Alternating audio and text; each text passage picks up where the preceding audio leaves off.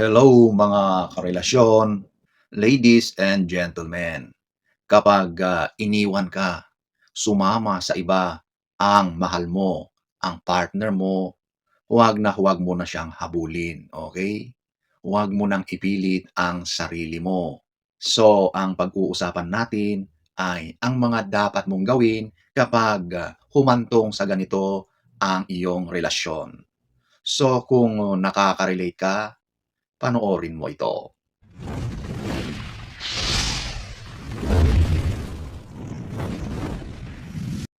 Number one, eto yung magkaroon ka ng self-respect o respeto sa sarili mo.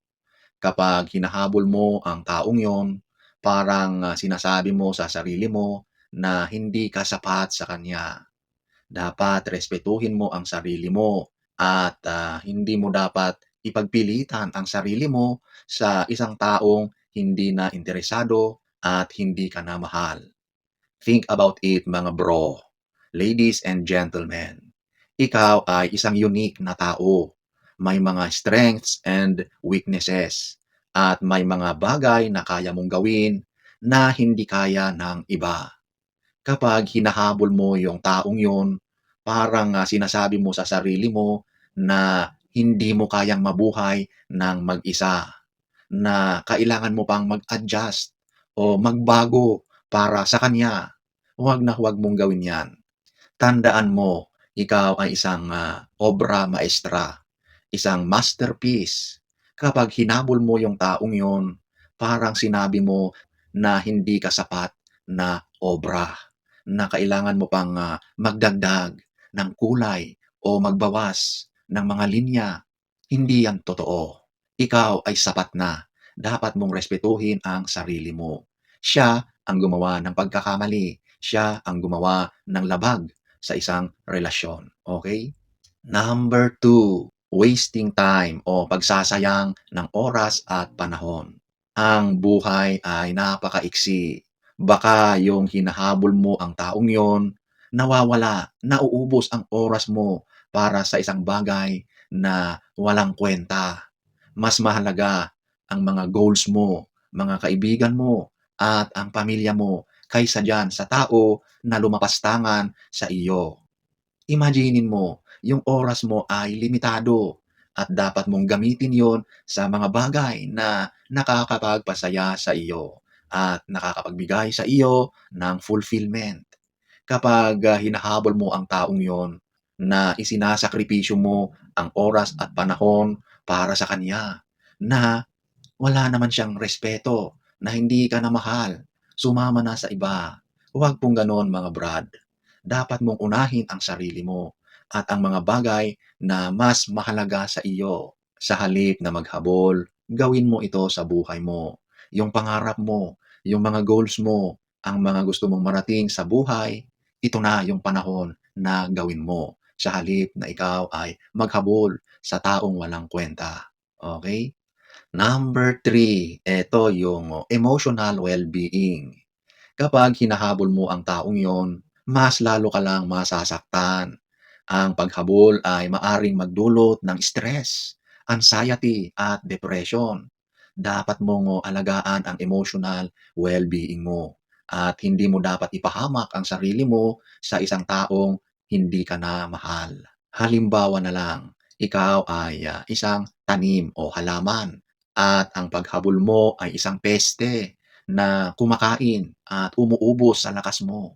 Dapat mong alisin yung peste na yon at bigyan mo ang sarili mo ng sustansya na kailangan mong lumaki at umunlad. Ganon din sa tunay na buhay. Okay? Number four, ito yung opportunity cost.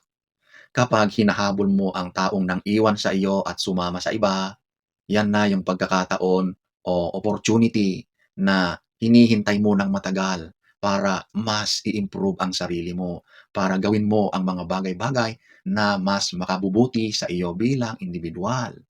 Ang paghabol ay maaring magdulot ng pagkakataon na mawala ang mga opportunities na yon, okay? Yung gusto mong mag-travel o i-develop pa ang mga bagong skills, nasasayang lang dahil sa paghahabol. Think about it again. Ano yung mga bagay na gusto mong gawin sa buhay? Ano yung pangarap mo? Kapag hinahabol mo yung taong yon, nasasayang ang oras at panahon at ang pagkakataon para makamit mo itong mga opportunities na dapat sana ay nakalaan para sa mga bagay na mas makabuluhan at mas makabubuti sa iyo bilang individual. Okay?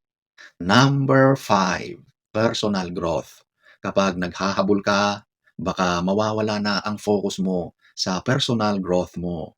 Ang paghabol ay maaring magdulot ng pagkakataon na mawala ang mga opportunity na mag-improve ng sarili mo, na mag-develop ng maraming kaalaman, mag-take ng mga risks. Halimbawa, isa kang paru-paro at ang paghabol mo ay isang kukun. Ang cocoon ay dito nanggagaling yung butterfly kung saan siya nakakulong ng matagal na panahon na doon ay pinipigilan siyang lumipad. Dapat mong alisin yun at bigyan ang sarili mo ng pagkakataon para lumipad, mag-explore sa mundo. Ang paghahabol ay napipigilan ang mga ito. Nagiging stagnant ka dahil sa iyong paghahabol. Okay? Number 6, respect from others. Kapag naghahabol ka, baka mawalan ng respeto ang ibang tao sa iyo.